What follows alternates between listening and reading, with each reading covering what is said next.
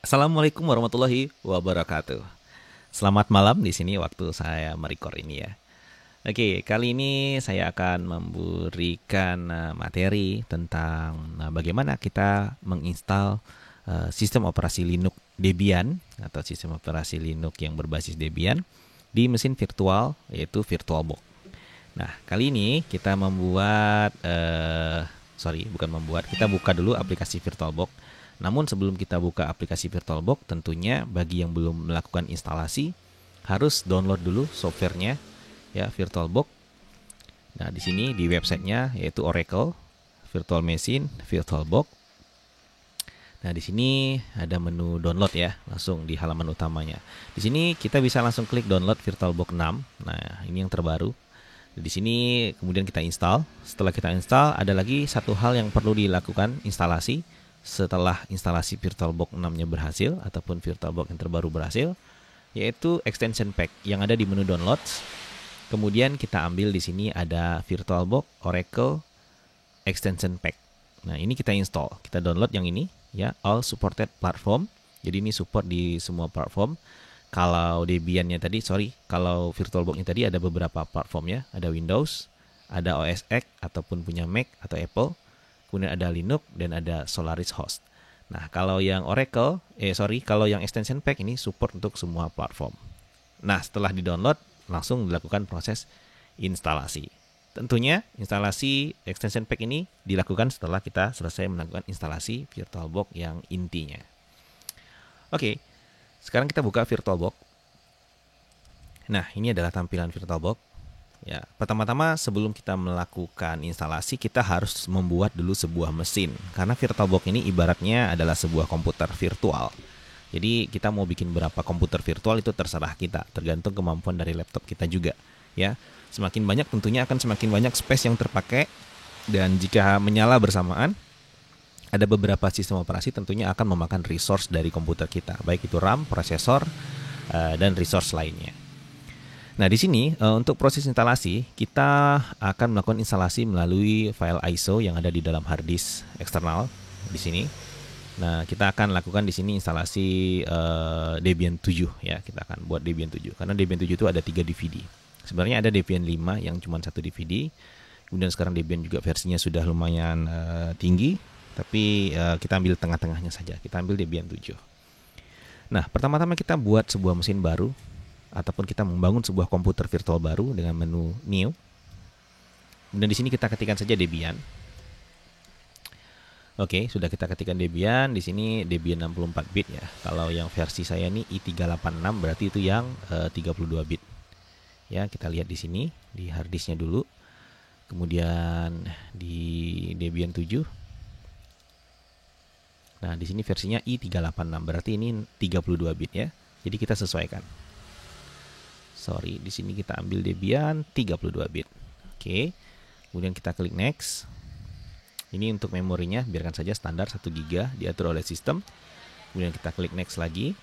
Kemudian create a virtual hard disk now. Create. Kemudian kita ambil yang VDI, VirtualBox disk image. Next. Kemudian ini kita pilih yang dinamik boleh kalau hard disknya banyak. Kalau saya sarankan kita gunakan fixed size. Ya, kita bisa menetapkan size-nya berapa. Di sini standarnya dia kasih 8 GB. Di sini kita buat saja mungkin kalau untuk Debian ini ya 6 atau 7 saya rasa sudah cukup ya. Tapi kalau hard disk kalian memang besar, silahkan. Mau besarkan juga nggak apa-apa. Atau mau dibikin kecil minimum juga nggak apa-apa. Tapi jangan terlalu kecil. Nanti beberapa aplikasi tidak masuk. Kita klik create. Selesai. Sekarang kita umpamanya sudah memiliki sebuah komputer baru di sini. Ya, kita sudah memiliki komputer baru. Nah, kemudian sebelum kita lakukan instalasi tentu kita setting dulu. Ibarat kata kalau kita di komputer yang sesungguhnya kita setting BIOS. Ya, di sini kita klik setting. Ya, ataupun kita klik kanan di sini, kita klik setting. Yang pertama yaitu kita masukkan dulu CD-nya. Icak-icaknya kita masukkan CD-nya. Seumpamanya kita masukin CD-nya yaitu pada menu storage. Kemudian di sini ada controller IDE. Kita pilih yang empty yang gambar CD-ROM ini. Lalu di sini kita akan instalasi menggunakan file ISO. Jadi bukan dari CD sebenarnya tapi file ISO yang biasanya sudah digunakan untuk beberapa komputer terbaru saat ini, yaitu melakukan instalasi sistem operasi menggunakan flash drive ataupun flash disk, yaitu ISO-nya kita burning ke dalam flash disk. Nah, di sini kita manfaatkan file ISO-nya. Kita klik gambar CD yang berwarna biru, lalu kita klik choose disk file. Kalau sudah pernah, di sini akan ada tampil ya yang sudah pernah kita pilih. Kalau belum, kita pilih choose a disk file. Lalu kita browse di mana kita meletakkan sistem operasi kita tadi. Sini kita pilih Debian 7 dan untuk proses instalasi, karena Debian 7 ini ada 3 DVD, untuk instalasi kita harus pilih DVD yang pertama. Oke, DVD 1. Kita klik open. Setelah itu kita masuk ke menu sistem. Nah, di sini di motherboard ini di boot order, ini adalah boot order sama seperti BIOS ya. Ini floppy kita nggak pakai, kita matikan saja.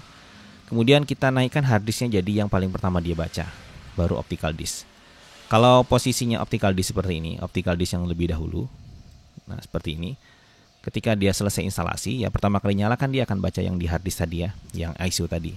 Setelah selesai dia booting, lalu dia akan baca ini lagi. Jadi proses instalasinya akan looping terus.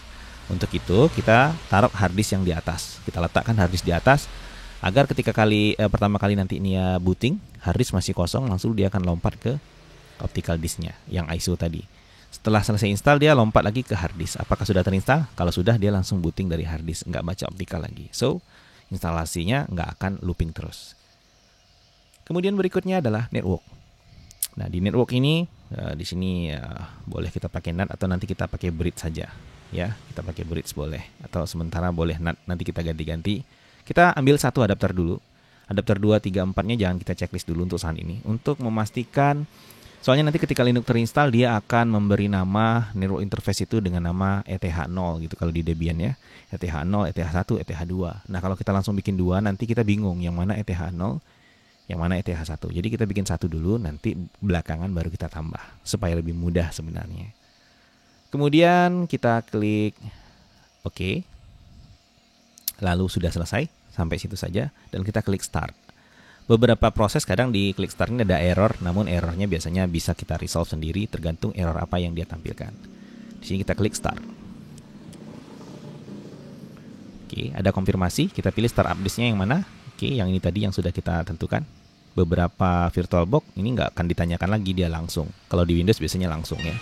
Ini di Linux saya nggak tahu, harus ditanya lagi, konfirmasi. Kita klik start. Oke, di sini kebetulan ada error failed to open a session for the virtual machine Debian. Kita cek detailsnya. Failed to load ring O modul VB EHC for device USB HC. USB HC-nya error. Nah, di sini kita kembali ke mesin. Kita klik setting. Lalu kita pilih USB. HC-nya nih error. Nah, dia nggak support ini berarti. Ya, jadi ini kita bikin USB 1 saja. Oke, kita jalankan lagi. Nah, sudah tidak error. Ini proses instalasinya sudah berjalan. Seperti ini. Nah, inilah tampilan depan. Ini saya minimize dulu biar nggak ganggu tampilannya. Nah, ini dia tampilan depan proses instalasi Linux Debian 7 di VirtualBox. Nah, tampilnya akan sama kalau kita install di komputer yang sesungguhnya secara langsung. Di sini ada beberapa pilihan. Yang pertama ada install. Install di sini dimaksudkan kita akan melakukan instalasi ini berbasis teks ataupun berbasis CLI.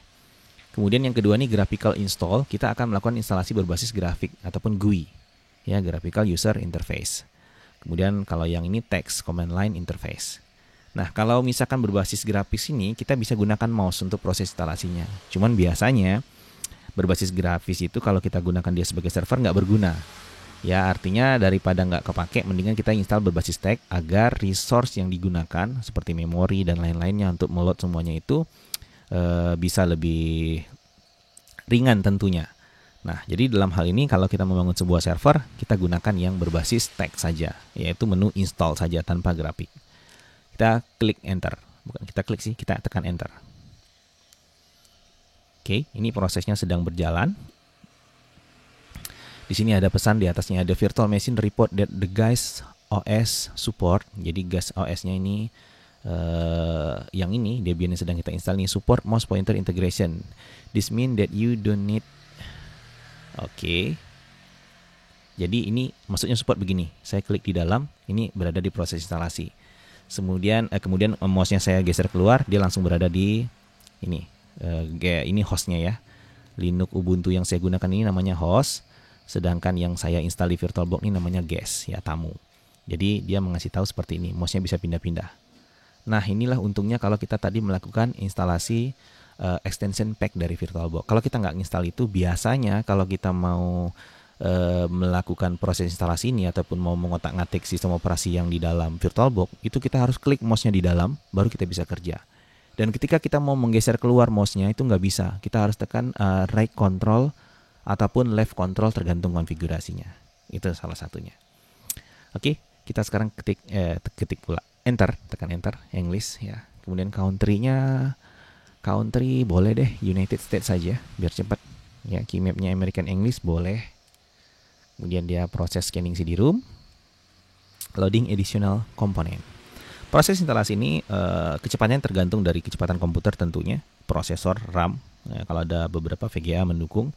Kemudian tentunya juga media penyimpanannya, apakah masih menggunakan hard disk ataupun sudah menggunakan solid state drive. Oke, ini local address-nya kita cancel saja ya. Nggak cancel pun nggak apa-apa, kita nggak usah setting jaringan dulu saat ini. Oke. Nah, di sini hostname-nya namanya Debian, kita ganti misalkan Debian server. Kita namakan Debian server. Continue. Pakai tab ya, kita memindahkannya. Kemudian domain name-nya misalkan debianserver.com. Nah, tekan tab. Lalu tanda panah kalau kita mau pindah-pindah ya. Tab. Nah, kemudian enter.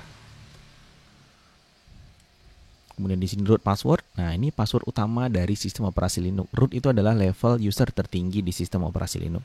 So, root password ini jangan sampai lupa. Di sini kita masukkan passwordnya belajar jaringan ya. Belajar jaringan. Huruf kecil semua nyambung. Belajar jaringan. Oke, nama usernya adalah Debian server. Nah, username-nya Debian saja, boleh. Atau Debian server, biar sama aja. Oke. Kemudian passwordnya kita samakan saja, belajar jaringan. Sekali lagi, belajar.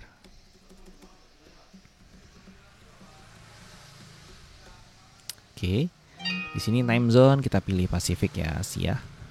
Kemudian lagi proses instalasi terus akan berjalan. Jadi kita lihat apa yang tampil di layar. Nah, pada saat pemilihan partisi, ini ada beberapa pilihan. Ada manual, ada use entire disk and setup encrypt LVM. Ada yang ini juga, ya, entire disk and setup LVM. Kemudian kita pilih yang paling atas saja, use entire disk. Kita pilih keseluruhan disk itu. Kemudian kita pilih disknya. Ini yang sudah kita bikin tadi, di awal tadi ya. Kemudian kita buat ini pilihan yang ketiga. Kalau ini dia semua file itu di dalam satu partisi, root seperti itu saja. Nah, kita pilih yang ketiga biar ada variasinya, ada variasi home. Partisi home ini kalau di Windows itu ibaratnya adalah media dokumen ya. User, kemudian var, tmp itu adalah partisi lainnya, folder-folder lainnya. Oke, enter. Kemudian di sini kita lihat di bagian nomor 1 itu ada slash saja, itu partisi slash, itu namanya partisi root, partisi yang paling utama di Linux. Kemudian yang kedua itu partisi USR. USR ini kalau di Windows ya sama, user ya. Biasanya kalau di Windows itu user. C, user seperti itu ya. Kemudian var itu untuk beberapa aplikasi seperti web itu ada di var ya. Kemudian swap itu adalah partisi yang membantu kinerja dari RAM.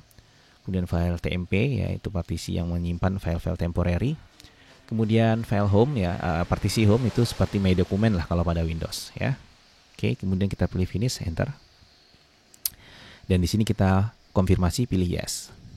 Lalu dia akan mempartisi hard disk. Di sini berbahayanya kalau kita nginstalnya tidak di VirtualBox, artinya kita nginstal di komputer langsung, secara langsung. Di mana di situ terdapat hard disk yang berisi sistem operasi Windows ataupun data, itu ada kemungkinan hilang kalau kita salah membuat partisi tadi. Karena Linux akan mempartisinya sesuai dengan kebutuhan tadi. Jadi makanya kita lebih aman nginstalnya di VirtualBox dan bisa kita virtualisasikan tanpa perlu lebih dari satu komputer. Nah, di sini proses instalasi sekali lagi saya katakan ini tergantung dari kecepatan komputer, RAM, prosesor, media penyimpanannya, hard disk atau SSD, dan beberapa kasus VGA itu sangat membantu. Jadi ditunggu saja.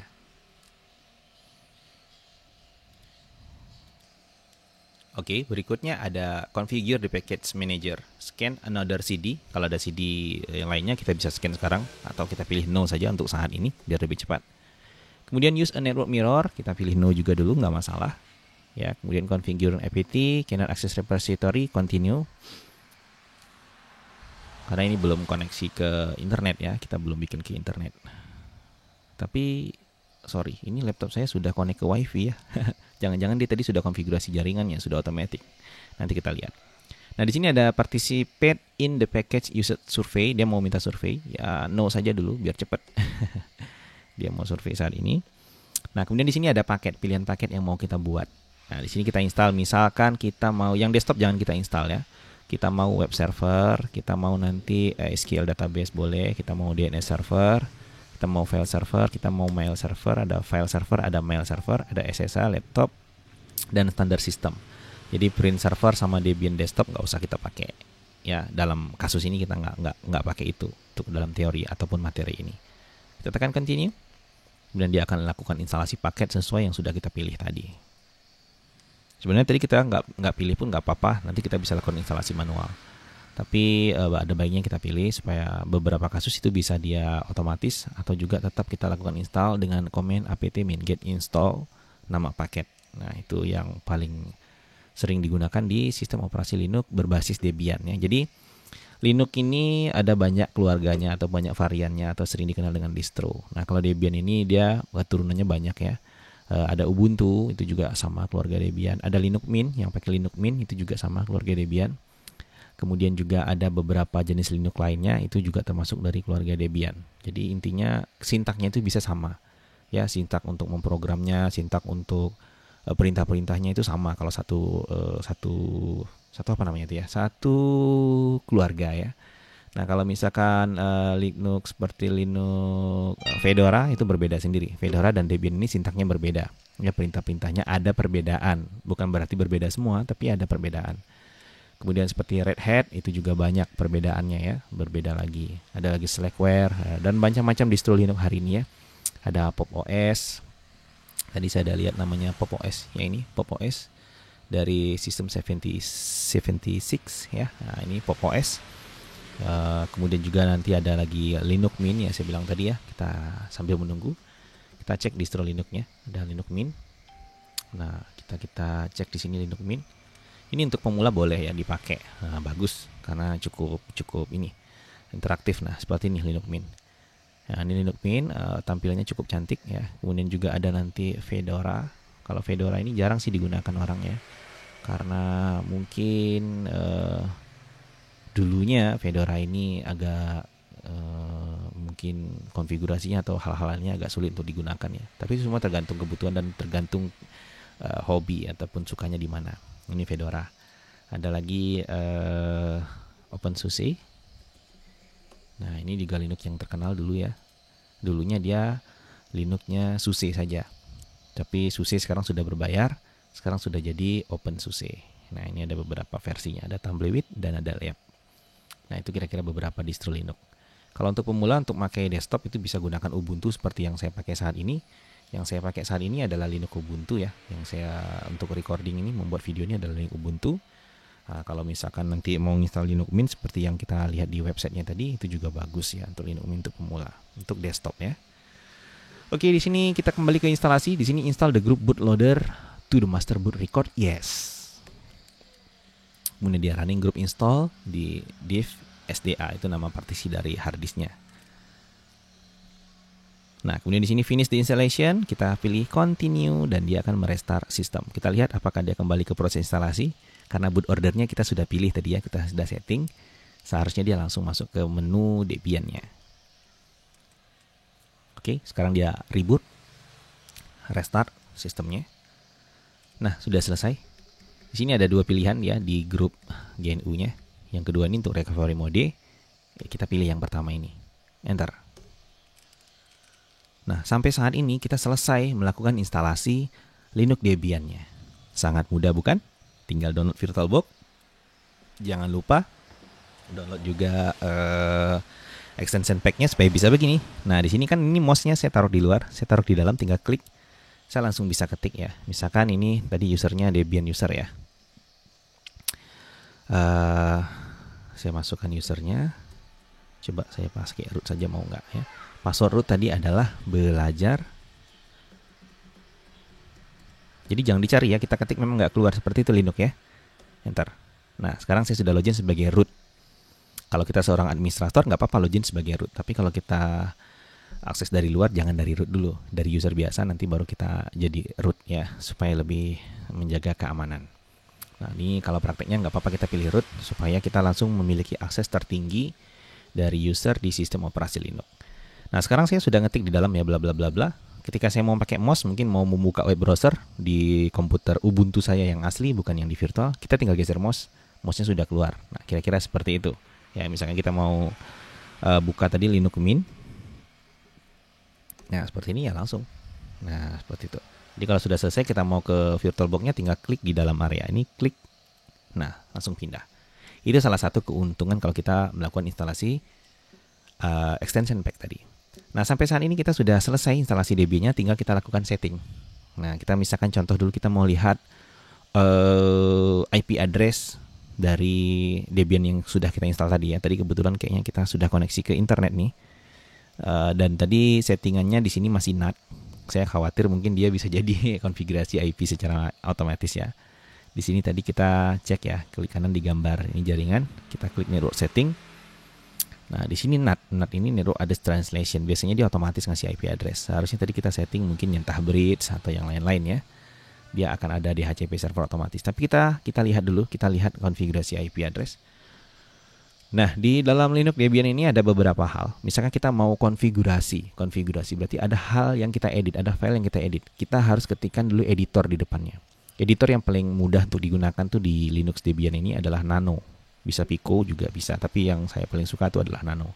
Nano itu adalah nama editor, ibaratnya seperti WordPad ataupun seperti Notepad, seperti itu ya editornya ya. Kemudian space.